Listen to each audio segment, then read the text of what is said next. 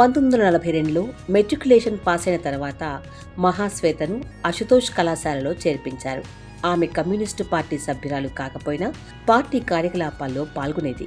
Party సమావేశాలకు హాజరయ్యేది. Party ప్రచార పత్రికలైన peoples war, జనశుద్ధ కాపీలను అమ్మేది. బహుశా ప్రజల పట్ల ఉన్న లోతైన ప్రేమ వల్ల కమ్యూనిజంపై ఆమెకు నమ్మకం ఏర్పడింది.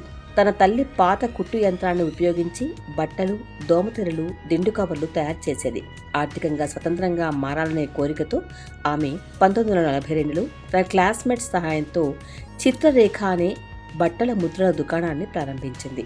1944లో తన తండ్రి బదిలీ కారణంగా రంగపూర్కు వెళ్ళింది. అక్కడ ప్రఖ్యాత గాయకులు వినయ్ రాయ్, రేబోరాయ్ చౌదరిలతో పరిచయం ఏర్పడింది. అక్కడ భారతీయ గణనాట్య సంఘ నృత్యగానాల వర్క్షాప్లో చేరింది. ఈ అనుభవం ఆమె తర్వాతి కాలంలో నాటకాలు రాయడానికి ఉపయోగపడింది. 1944 చివరిలో BA చదవడానికి మళ్లీ శాంతినికేతన్కు వెళ్ళింది.